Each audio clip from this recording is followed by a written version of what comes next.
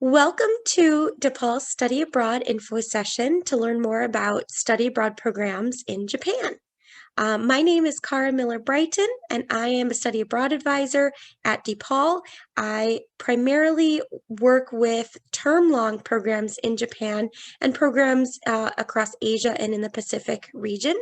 So I'm really excited to share more information with students about these programs that are happening in Japan. Japan is one of my favorite places. I love it so very much. I've had the good fortune of traveling through Tokyo and Hiroshima and Osaka and Kyoto. And next time I go back, I'm going to go to so many more places. I have a very long list. I'd really love to get to Okinawa and up north in northern Japan to Hokkaido. So anyway, I'm delighted to talk with you both about the programs that we offer and to share more information. So here we go. In terms of, how to select a program, I'm going to talk through a little bit, Study Abroad 101, how to think about study abroad. What are some of the bigger questions that you can ask yourself in order to prepare for a study abroad program? So how to select a program, first you want to think about what courses are being offered at the school abroad, or even if you're going to pursue a short-term program, what course is being offered and how does that help you in your degree progress? Does that help you fulfill a major credit or a minor requirement, or even your liberal studies learning domains, or liberal studies learning domains are your religious dimensions or philosophical inquiry, historical inquiry, social, cultural, and behavioral inquiry, things like that. And then there's electives. So I would say if you want to study abroad, the two easiest types of credits to fulfill are electives and liberal studies learning domains. So keep those open, save those for a study abroad. Don't take them at DePaul, but save them for a study abroad program. But most of the time we want to try to find programs that are a good academic fit for you so that students are graduating on time and, not spending any additional, tuition dollars that they don't have to. So we have a lot of different program types and models that have different features. At DePaul, we have 91 programs across 44 different countries. So we try to have a little bit of something for everyone. Like I said, we have short-term programs. These are programs that go between 1 and 3 weeks at a time, and they go either in the December intersession or the summer session or even over spring break. So if you can't do a semester program, you can pursue short-term programs. And then, of course, we have semester-long programs or even programs in Japan that last for an entire academic year. Please know that your financial aid and scholarships do follow you onto DePaul-sponsored study abroad programs. So all of the aid and grants and scholarships that you're getting now will apply to an education abroad program. And I always recommend that students apply for scholarships. Please be hunting for funding opportunities. I always say apply for as many scholarships that you are eligible for. So for example, I remember when I was studying abroad, I looked for scholarships based on, females in higher education, or I studied abroad in France, scholarships specific to France. Similarly, for Japan, there are lots of good scholarships for studying abroad in Japan. There's one called the Freeman Asia Scholarship. We have links to this on our scholarships page of the DePaul Study Abroad website. We have the U.S. and Japan Bridging Scholarship. There's JSO Scholarship, there's the Japanese American Service Committee Scholarship. So there's quite a few that are Japan specific to help students get abroad and go there.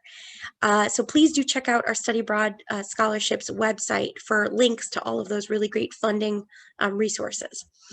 And then, study abroad staff, we can help. We're here to help you through the process. Everything from helping you to select a program and find a program that's going to be a good fit for you, both academically and financially, But also, we can help you through the application process. We can help you, even after if you get accepted to the program, and we help you through the pre-departure process, and we do orientation with students, and we're here to guide you.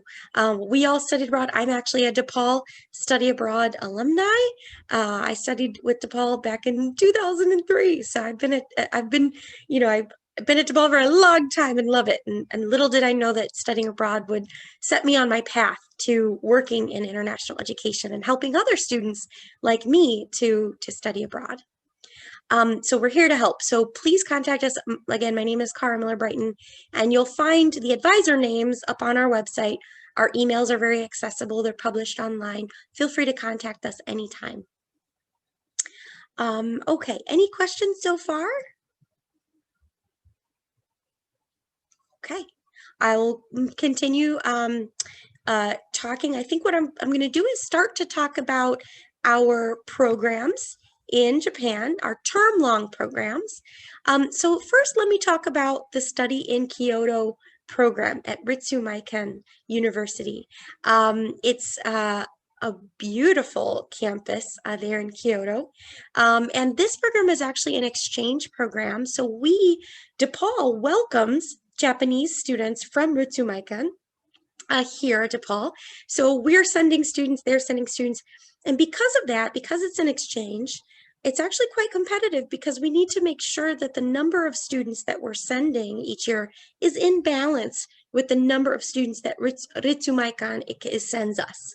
So, we typically send only 1 to 2 students abroad on the Ritsumeikan exchange. These are typically students who have maybe they're Japanese majors or minors. They're interested in being abroad at Ritsumeikan for 1 academic year. And the reason that we send students for the full academic year is because the Japanese academic calendar is very different from the US calendar. The autumn semester would go October to March, and then the next semester, the spring semester, would be April to July. So because the dates are so different, it works out better to send DePaul students for an entire year as opposed to just 1 semester. It really just doesn't work out logistically to go for 1 semester at a time at this particular program. As I mentioned, to study on the SKP, the Study in Kyoto program, you would need your prerequisites. You would need actually to have taken 2 years of Japanese before you are able to enter Ritsumeikan. So we would need you to have at least a Japanese 106 level. And the academics are structured in such a way that you would take 6 courses at Ritsumeikan in the first semester, and then another 6 courses your second semester, for a total of 12 courses across the year. Typically, students earn about 48 credit hours total. So you keep up with how many credit hours you would normally take here at DePaul. The courses, typically you would take 3 Japanese language and grammar courses, maybe reading and writing or listening and speaking. And then you would take 3 content area courses that focus on, history or Japanese civilization or arts or sociology or politics or international affairs, other content area courses that can help you fulfill liberal studies learning domains. In terms of housing, housing is included in on this program. You would be, I believe you have a choice of living with a homestay family, a Japanese homestay family, and that's a wonderful way to increase and improve your Japanese language acquisition skills. I mean, my students who go there for a whole year, they come back and some of them really are able to demonstrate 2 or 3 levels higher of improved language proficiency. So it's really beneficial for your language skills. If you're nervous about living with a homestay family, I totally understand. There's student dormitories available as well. They have two different residences that you can, I believe it's 2, they may have more than that, but 2 different student dormitories that you can live at as well.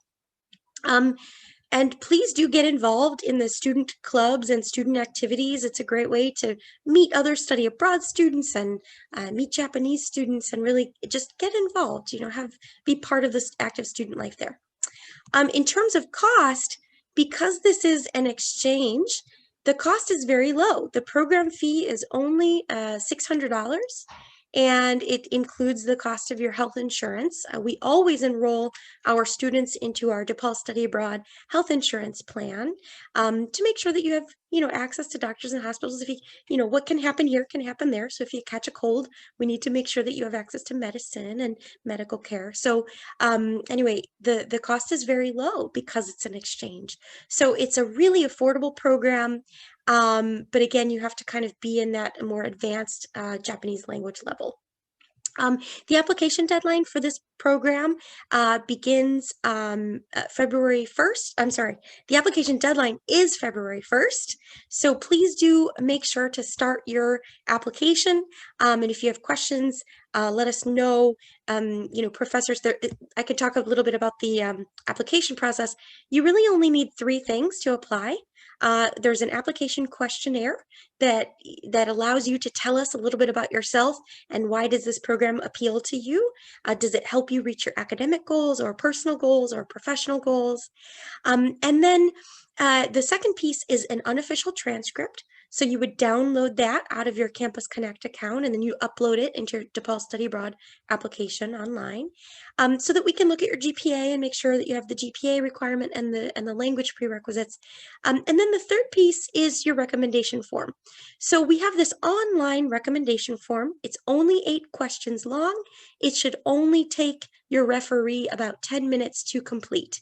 So make sure that when you approach a professor to say, hey, I'm thinking about studying abroad in Japan, would you do this recommendation for me? Let them know it's quick, it's easy, it's online, so that they can do that for you. And we typically give recommenders a 5-day grace period after the application deadline to submit those. So don't worry if February 1st is coming up close, you have time to do this.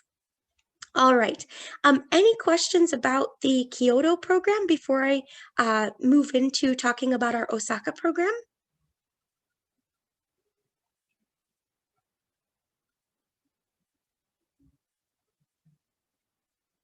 Okay, I assume there's no questions, and feel free to type questions in the chat or speak up. I'm always happy to answer questions. And there'll be time at the end of the presentation to answer questions too and to pose questions. Okay. Next, our additional term-long study abroad program is in Osaka, and it's at Kansai Gaidai University. I had the wonderful privilege of visiting that campus in June of 2017. Can't believe it's 3 years ago already, more than that. But they have a beautiful campus located in Hirakata City, which is actually kind of between Osaka and Kyoto. It's very easy to get around by train and by bus, and that whole region, that kind of Kobe region of Japan, is just beautiful. So this program is also an exchange where Kansai Gaidai sends us their Japanese students here to DePaul, and we're able to welcome them and have them meet DePaul students here at the Loop and Lincoln Park community campuses. And similarly, we send Kansai Gaidai, our students, on the ASP, the Asian Studies Program. So you can study at Kansai Gaidai either for the fall semester or for the entire academic year. And the reason why you can go to Osaka for just the fall is because the dates of our academic calendars actually more closely aligned together. So our fall quarter aligns pretty well with their fall semester. You would be at Kansai Gaidai from August, the end of August, to the 3rd week of December, and then you would be able to return to Chicago or return to the US to continue your DePaul courses for winter quarter. So you can go either for the fall or for the whole year. The prerequisite for the Osaka program is Japanese 103, which means you only need to have 1 year of Japanese study under your belt, here at DePaul before you pursue the Kansai Gaidai program. So it's for more intermediate, maybe high beginners or low intermediate students to go there and continue advancing your Japanese language skills and learning about Japanese culture. In terms of the academics, it's structured in such a way that you would take 4 courses per semester. So if you go for the academic year, you're taking 4 courses in the autumn semester and 4 courses in the spring semester for a total of 8 courses. I believe that the credit hours are the same as Ritsumeikan, where you would earn, if you go for the whole year, you would earn a total of 48 credit hours so that you're keeping up with your number of credit hours that you would normally be taking at DePaul. If you go just for the fall semester, that's totally fine. You will be taking 24 credit hours in the fall, which means that you will have a slight increase in your amount of tuition that you'd be paying to DePaul. Anytime you go over 18 credit hours at DePaul, DePaul charges a per credit hour tuition rate. So we would have to check the published tuition website at DePaul just to see what that per credit hour amount is. I think recently when I checked it, it was around $600 or $680. I don't remember, but and it will change from year to year. But there's this idea that you want to make sure that you're budgeting anytime you go over 18 credit hours, that you're budgeting for the increase in tuition. So there are benefits to going in the fall and other benefits to going for a whole year. In terms of the academics, out of the 4 courses that you would take, 2 of them will be Japanese language courses, so again, listening and speaking comprehension and reading and writing skills, grammar skills, and so forth. And then the other 2 courses are content area courses, meaning you might take a course in Japanese tea ceremony, or you might be learning about, there's one course called Geishas, Gangsters, and Tyrants. There's, some really great classes there at Kansai Gaidai. My students really enjoy them, and they've told me that there's quite a nice balance of academic rigor and being able to explore Osaka and explore their local region. With housing is also provided as part of this program. You have the option of living with a Japanese homestay family or staying in a student dormitory. Again, I strongly recommend living with a Japanese homestay family because you really get to learn about Japanese language and culture when you meet them for breakfast and you're speaking with them about your plan for the day and what you're going to do. And then you return home and you have dinner with the family and you tell them all about your day and what you learned and who you're befriending and what your plans are for the weekend. It's really nice. And also they're cooking for you. So what better than to eat this delicious, Japanese food? Oh my goodness, I could eat Japanese food every day. I love it. So that's another really nice thing is, if you're living with a homestay family, you're not spending money on as much food because they're feeding you. You're probably spending money on lunches and going out for but it's so easy to stop by a local konbini, right? A convenience store, a 7-Eleven, is much different in Japan than it is here in the United States. They sell these wonderful, delicious onigiri, these little rice balls or triangle rice treats, and there's different fillings in the middle, and they're wonderful snacks. And you can get amazing food at the konbini, the Lawsons, and other stores like that. So when you're living in the student dormitory, keep in mind that you're spending a little money. You have to have more of a budget for meals because you're going to the market and you're preparing your breakfast and your dinners, but that's nice too because you'll find other students living in the dorms that are using the shared kitchen spaces, and that's another nice way to meet people and talk to people and get to know new friends. So there's advantages to both housing arrangements. In terms of the cost, as I mentioned, it's an exchange. So the cost for one semester is $400, and the cost for a full year for 2 semesters is $600. And this includes really just the cost of your health insurance plan with our CISI, our insurance provider, and any additional cost would be paid directly to Kansai Gaidai. So for example, your housing costs, this particular exchange does not include like housing in terms of costs. the housing is set aside for you, it's reserved for you, but you would have to provide payment for the housing directly to Kansai Gaidai. You can visit the Kansai Gaidai website. We have links to their website from the DePaul Study Abroad webpage, and it will show you their rates of homestay, living with a homestay family versus living in a student dormitory, and you can decide which one is more affordable for you or which one you prefer to do. But DePaul is not the middleman, so you would pay Kansai Gaidai directly for that. Also keep in mind to do conversions, to look at, the conversions of US dollars to yen and so forth. The application deadline to apply for the Osaka program is also coming up on February 1st, and it's the same streamlined application process for Osaka as it is for Kyoto, as it is for, the rest of our programs. It's all the same application process. Do I have any questions about the Osaka program?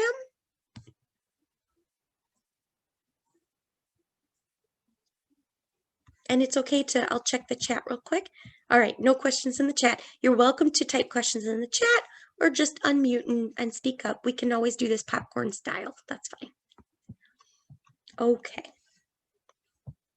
Oh, and I just wanted to show, this is one of our students here, Ruby Grillier, and she's there in Osaka at a student event.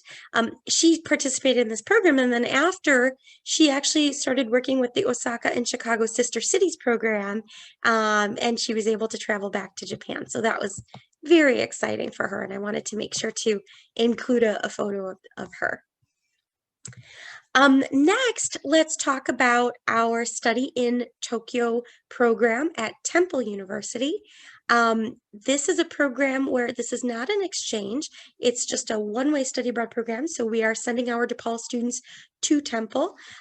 You would be in classes with Temple University students. Temple is actually, their main campus is in Philadelphia. And so you would be in courses with other US students, but you'd also, 40% of the student population there at Temple University, Japan, is Japanese. So these are Japanese students who are looking to have an American style education right without leaving home. So it's kind of neat because you have a really diverse campus of 40% Japanese, 40% American students, and then the other 20% are international students from all over the world. You'll meet people from Germany, Australia, Indonesia, Thailand, Switzerland, Israel, so it's really a diverse student campus. This program operates in the fall quarter, so they actually run on a semester system. They have the fall 16-week semester, and then they have the spring 16-week semester. But what that means is you can go abroad during the fall term, the winter spring terms, our quarter system, right? Or you could go abroad for the entire academic year to Tokyo to study at TUJ. For this program, there's actually no Japanese language prerequisites, which means you can start out as a complete Japanese beginner. Like, you don't have to know any Japanese in order to pursue this program. If you are starting out at Japanese 101, we would ask that when you get to Tokyo, when you get onto the program, that it is required to take a Japanese 1001. It's a survival Japanese language for study abroad students course.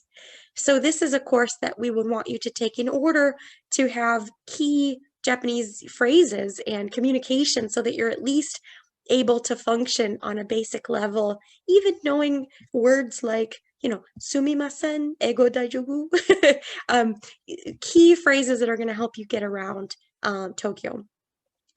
In terms of academics, we recommend that students take between 4 and 6 classes for each semester that they are there. The classes at Temple, when we convert the credit hours to come back to DePaul, some of the classes count as 4.5 credit hours. Some of them count as 6 credit hours.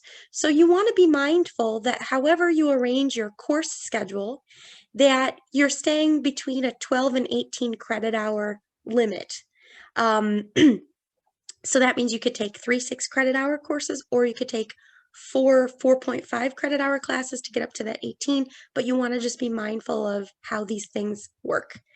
The courses you can take, it's wide ranging. It's pretty awesome. There's about 165 courses that they offer in all different areas: religion, arts, graphic design, animation, film, communication, philosophy, religion. I mean, it's it's really cool. I think it's a good program for communication students, CDM students, LAS students. Um, it's really neat. So please do take a look at the DePaul Study Abroad webpage. At the top of the webpage for Tokyo, you'll see the link DePaul Course Equivalents. When you click on that, it'll give you a list of all the courses you can take at Temple University in Japan. There are internships available on this program, which is super exciting. The internships do not require any Japanese language. If you do have Japanese language, that is of course beneficial because you can start to work with organizations where you're using both your Japanese language skills and your English skills. But if you don't have a high proficiency level yet, even your use of English is valued in certain internship positions. So Temple University works with 70 organizations there in Japan. They work with the Japan Times. They even have an internship placement at the Afghanistan Embassy. So if you're a political science student and you're interested in serving and having an internship with an embassy, that's a great route to go. So there's quite a few. I think they work with Virgin Airways. They work with, there's hospitality industries, there's PR and advertising, journalism. So it's really cool. And I would recommend that you visit the DePaul Study Abroad website that talks about these internships and provides links to the Temple University website that shares more information about internships. You would be working, I believe, 10 to 20 hours per week in that internship. And you would also have a seminar that goes along with it that's academic credit bearing so that you can unpack the skills that you're developing as a result of working in that internship. So I highly recommend this program because of the kind of flexibility you have with the range of courses you can take and with the opportunity to gain professional experience abroad through the internships that are available. In terms of housing is included in the program fee for this program. You have the option of living with a homestay, or you have the option of living in a student dormitory.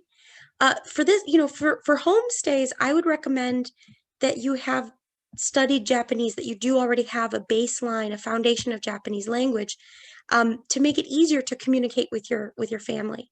If you're a student that's coming in onto this program without any previous Japanese language study, I think it would be better to actually live in a student dormitory, so that you're still learning and engaging with others, but that it's not as I don't know, it'd be a little uncomfortable to be living with a Japanese family without being able to really communicate with them. So that's my advice.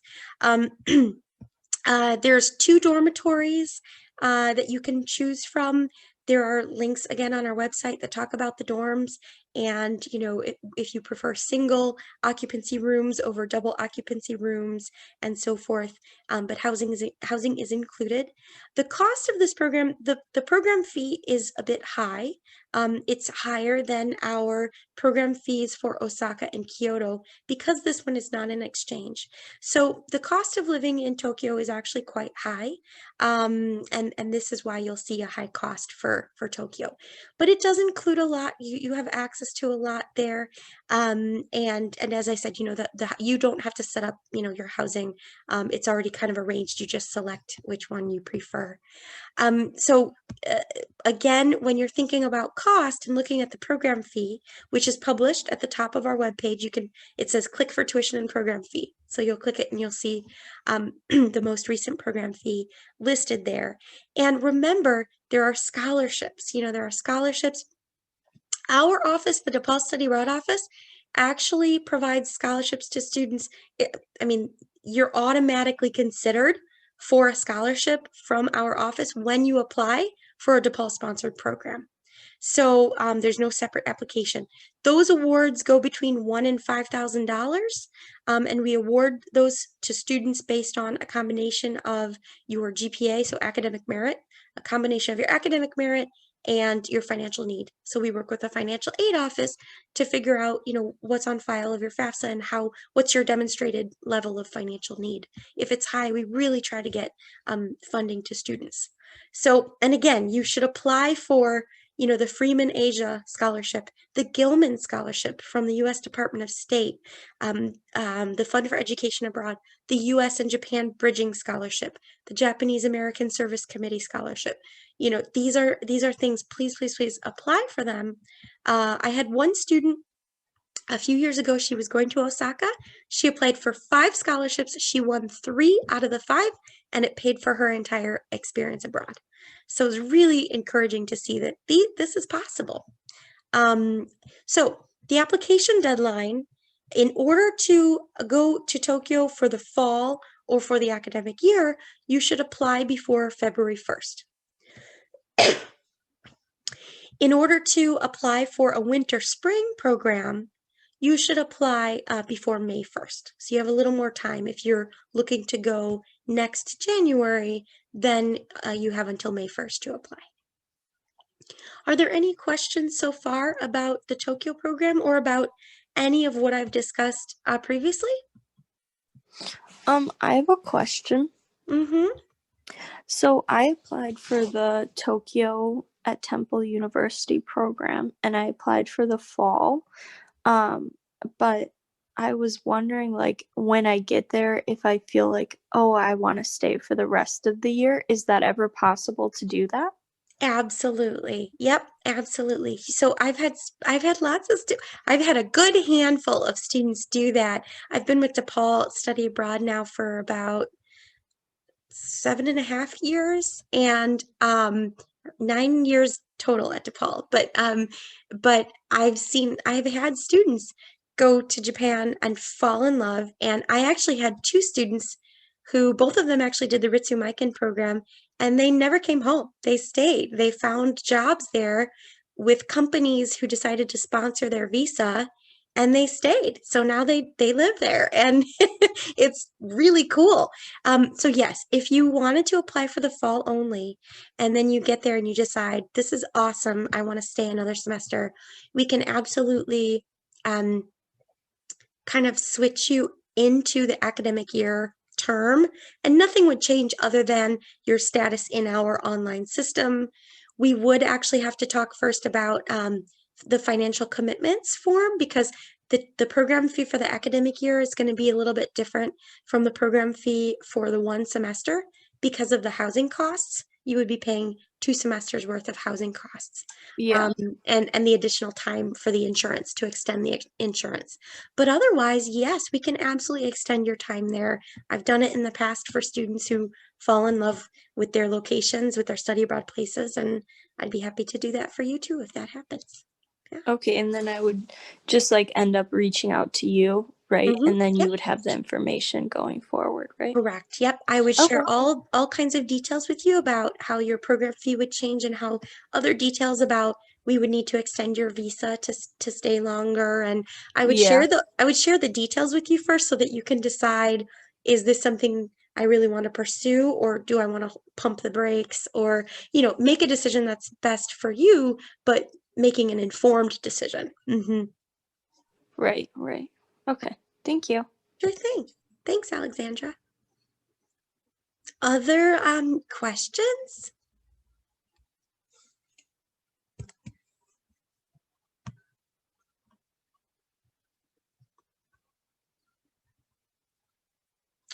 Okay, I'm gonna mention too that, so I'm gonna talk a little bit about, I've focused mostly on the term long programs that we offer to Japan, but in case a term long program is out of reach for any reason, whether it's financial or due to time constraints or due to, maybe you have other obligations. Maybe you work full time, or you have a family, or maybe just the logistics don't work out. That's okay. We have short-term programs as well to Japan. These are programs that, they last anywhere from 1 to 3 weeks. They go during December intersession or spring break or over the summer.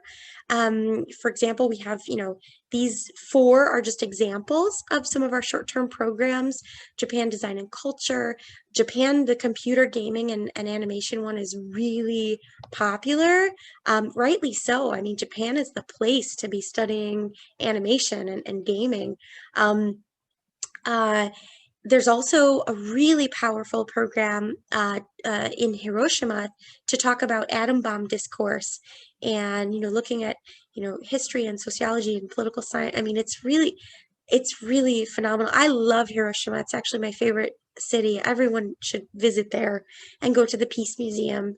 And anyway, but these programs do rotate. They change from year to year. Different professors lead different programs. And what happens on short-term programs is that you would typically have a class before you travel. You would get to, meet and learn with your professor and your classmates, and then you're all traveling together to really do your experiential learning on site. And then some of the programs you would have a class. You would have a class when you return from DePaul as well. So sometimes they're structured in a way that looks like a study abroad sandwich, where you have a class and the travel and then another class. Sometimes you only have one class and then the travel, and that concludes the study abroad experience. But really, study abroad can be so transformational and so empowering. And just, I've had students, go abroad, even on short-term programs. Short-term programs are just as valuable as term-long programs. They help you develop your teamwork skills because you're literally traveling with a group for, 1 to 3 weeks. It really helps you sharpen how to work well with others, how to collaborate, how to communicate, how to problem solve. But I see students come back from study abroad really empowered, feeling much more confident, much more just they feel like they have this self-efficacy, that they can handle, challenges that life might throw their way. So it's really nice. And then it whets their appetite for travel. I mean, I know that happened for me. So I studied my first time out of the country. My first time on an airplane was studying abroad with DePaul in 2003. And I haven't looked back. I just was like, wow, I gotta do this. I want to travel. I want to see places. So it can be really, really quite amazing. Um, I'm gonna I'm gonna talk about just a little bit the sojournal that we have. If you want to learn more about the alumni experience, you can do that in a couple of ways. One, we have a student blog called the Sojournal. Please visit it. It's right on our homepage. You can click the icon for WordPress and it will bring you to the Sojournal. And we have stories from students who have studied in Osaka. And we currently have 4 students in Japan right now studying with Temple University. And so what we're going to do is we're going to publish at the bottom of each website, we have alumni contacts, and we have students who have gone on these programs and have said, I'd love to talk to more students about my experience and share what it was like to live and study there. So their names and their email addresses and the term that they went abroad is published on the bottom of the website. Please click on that, find their names, and reach out because, for example, this is Ruby. And Ruby is so excited to talk about her experience in Osaka and to tell students about what they can expect and how to apply, and just to seek out some real life, real world experiences. So please do reach out to our alumni their contacts are published on our website, and please do check out the Sojournal and read about Ruby's experience, Cassie's experience, Allison Payne. I mean, there's all these other alumni who've shared stories about what it was like for them to live and study in Japan. And then here are just some links. We can kind of open it up again for some question and answer, questions and discussion about anything. It could be about the process or about the programs or about other things. But here are some ways that you can stay in touch with DePaul Study Abroad. Here's our blog, the Sojournal. We're on Instagram, Twitter, Facebook, and YouTube. This info session will actually be recorded. It is being recorded, and we're going to go ahead and put it up on our DePaul YouTube channel. So, check our YouTube channel out as well. There's a lot of helpful videos on there. But otherwise, does anyone have any questions or comments or things to share?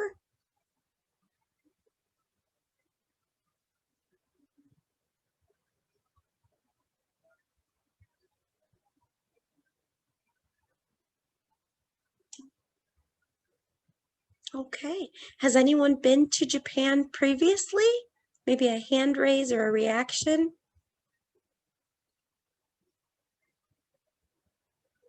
Not yet? Okay. Well, that's okay. Hopefully we can get you there. All right. Well, thank you all so much for coming to the info session today. This was really great. I enjoyed sharing information with you, and I'm happy to share more information. If you want to reach out, I'll go ahead and I'll put my email address in the chat. And feel free to contact me, or you can also make an advising appointment to speak with me via a Blue Star. So if you log into Campus Connect, you go to Blue Star, you can actually see my calendar and my advising schedule. I have open advising hours Tuesday, Wednesday, Thursday throughout the day. So you can see my schedule, and then you can make an appointment, and then we can talk in more detail about which program might be a good fit for you. Okay, so with that said, thanks again. Have a wonderful rest of your day and a very good weekend. Hopefully the sun will stay out for us. We'll have, some decent weather. Take care, everyone. Thank you. Bye-bye. Kara, I had actually one question. Sure. Yeah. So I wanted to do the homestay option with the temple program. But I'm, like you said, you should probably know some Japanese. But I know like a very basic amount, but I feel like I'm not quite sure if that's like enough, or if I'll be able to like pick things up as I go staying with the family, or is it really not advised I at would all? advise it. I would advise it for you, because even if you have a basic understanding, like how much study would you say you've had? Have you taken any? 2 years. I haven't That's been able to take any at DePaul, but I did 2 years in high school. that's that's plenty. That's a good foundation for Japanese. And I would say that for you, even if you've had 1 year of high school Japanese, I would say you've been exposed to the baseline, the basic Japanese. That's plenty to get started with with a homestay family. And what I would recommend is that when you're with your homestay family, that you actually keep a notebook with you to bring to the dinner table, and to talk with them, because as they're talking in conversation over breakfast or dinner, they're going to use words that maybe you haven't heard, and you can ask them, "Oh, sumimasen, like, hold on a minute, can you write that for me? Can you teach me what that word is so that I can use it in my next conversation?" Yeah. And that's how students really, they develop an ear, their pronunciation gets better, their vocabulary expands. So yes, you can absolutely stay with a homestay family.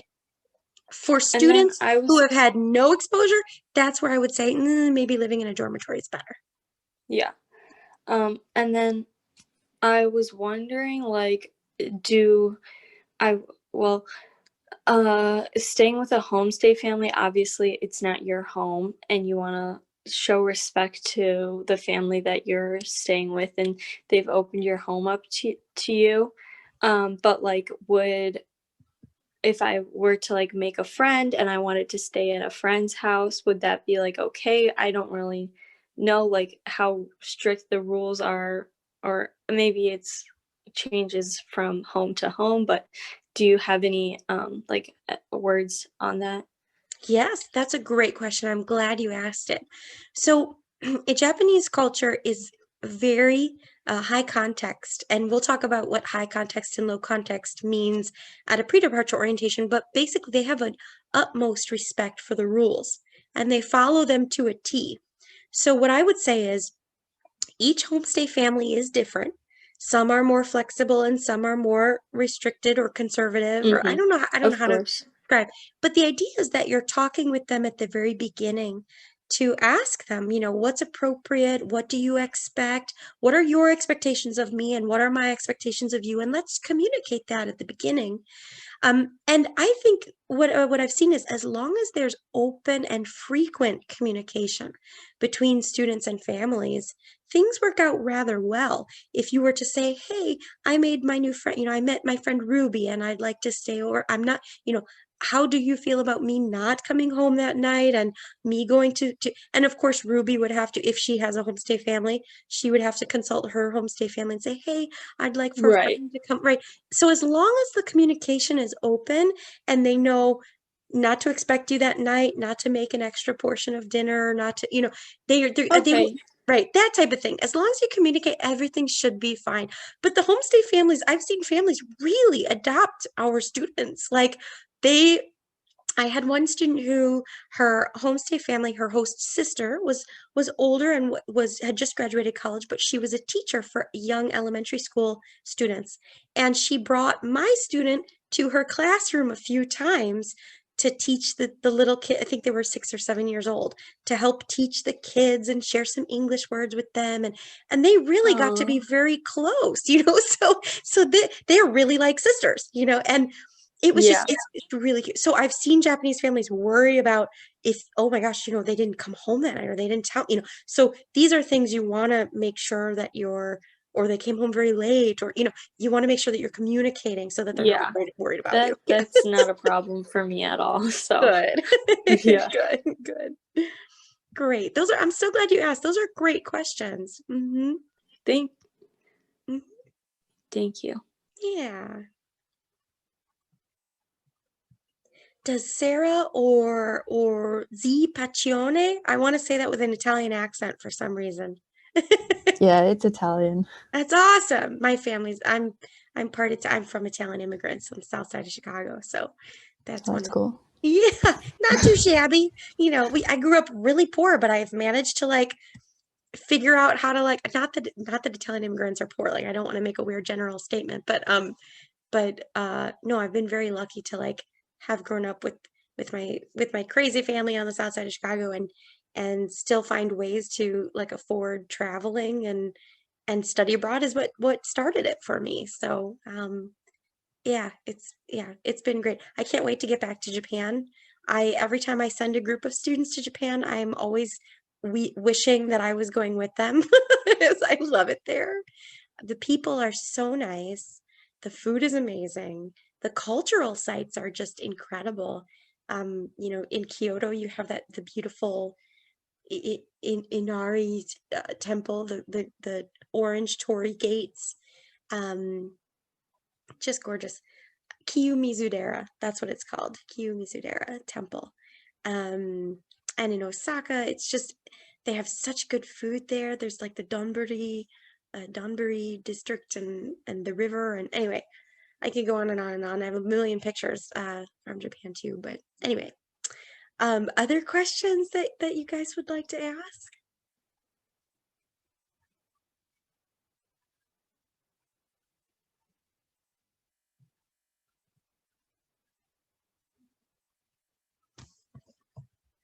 Oh, let me. Oh, I just have one last question that I thought of.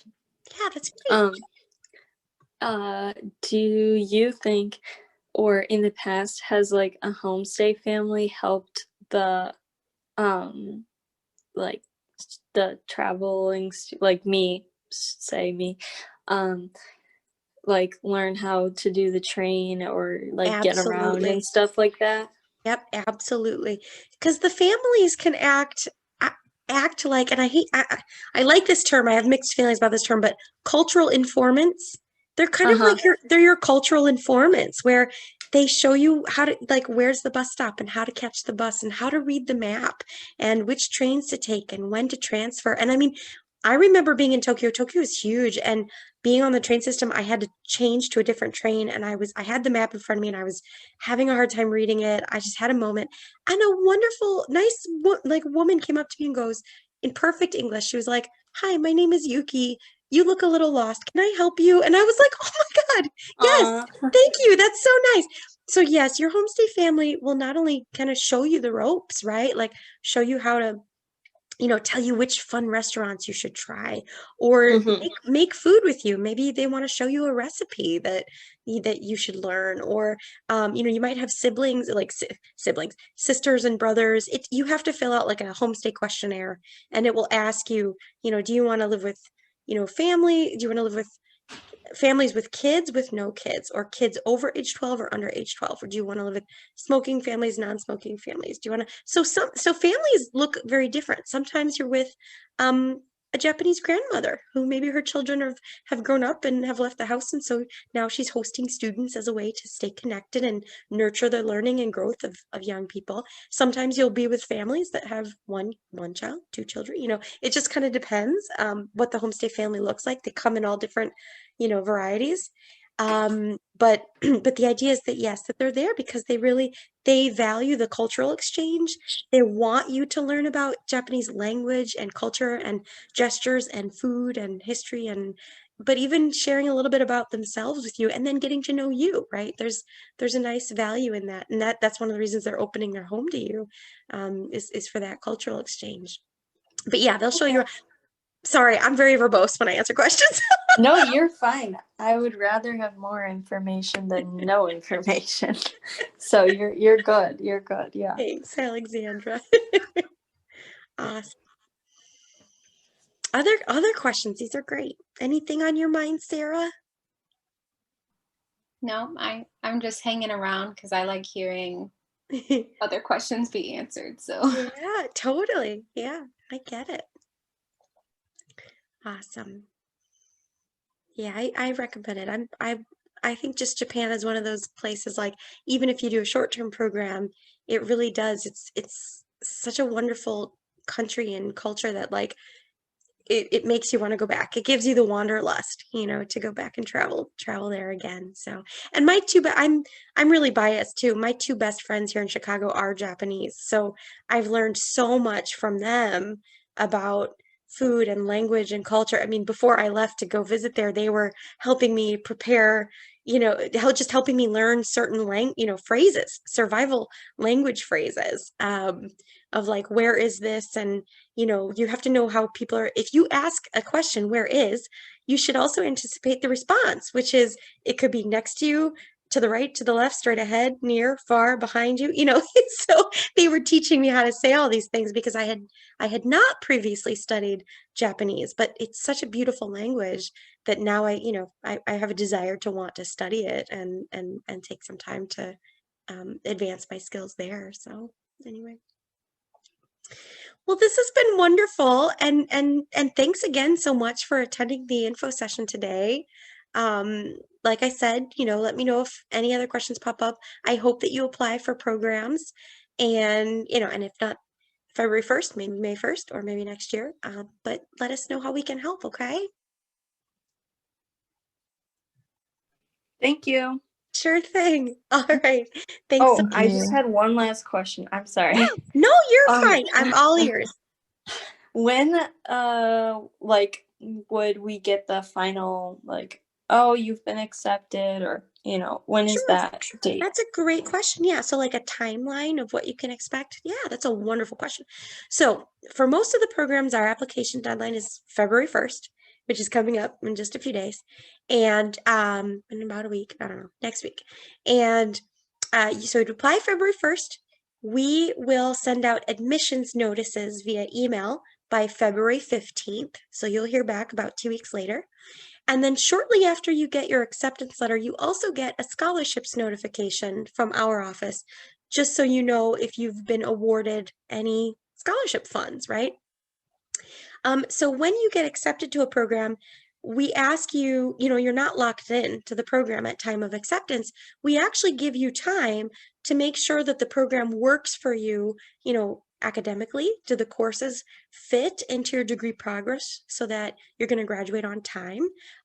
Financially, does the program fee, make sense? Is it affordable for you? So this is the time where you should, after you get accepted to a program, you should connect with an academic advisor to make sure that the courses are going to work for you and fit. And then talking with a financial aid counselor at DePaul, the DePaul Central Office, you can connect with Teresa Massey or anyone else at the financial aid office. They're all wonderful and very knowledgeable, and they can help you look at your financial aid package and see if there's a way that they can adjust the aid in such a way that can help you cover the study abroad program fee. And then, of course, talk to your family, talk to the people who are supporting you in this endeavor, and make sure that this works for you logistically, that the dates work. And, again, dates, finances, academics, really, those are important. And then there's a commitment deadline. So you'll get accepted by February 15th.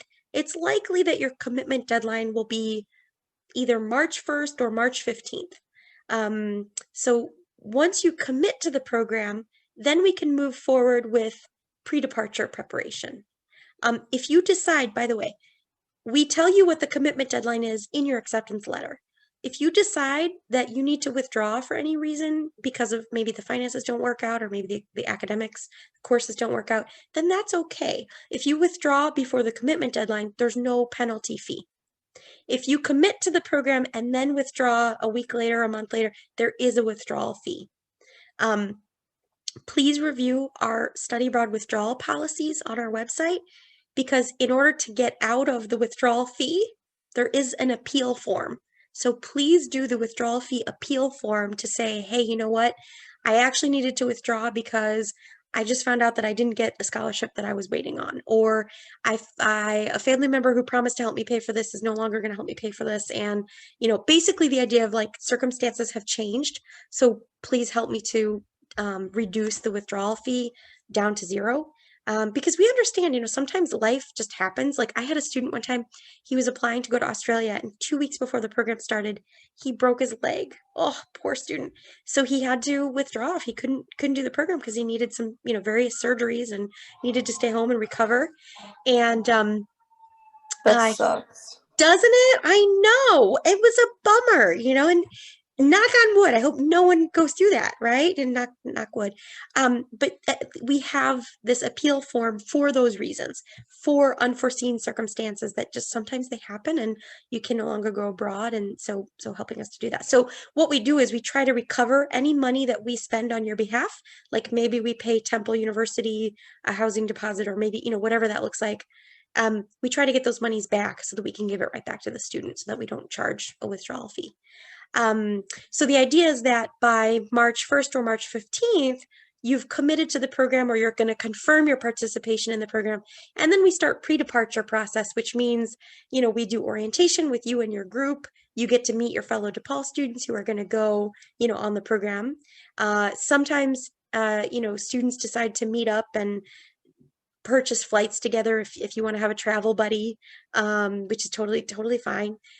We used to have group flights, but we don't do that anymore because students couldn't use like reward points or other types of discounts. So really the flights for term-long programs tend to be independent. You make your own arrangements. We will give you a program guide, and we'll tell you all about which airport to fly into and instructions on how to get to the campus, and we'll help you. We'll teach you about weather and packing, and always pack light. And all of that stuff before you go. We'll collect health forms, and we'll collect course planning registration forms. And so, but again, we try to chunk it out in a manageable way. We help you, we kind of guide you through the visa process. If you need to get a student visa in order to enter Japan, we provide you with the documentation you need to get that, and we help you kind of go through that process. We're not the authority. You have to work with the Japanese government to get the student visa, but we can at least, share our knowledge and expertise with you on how to go about doing it.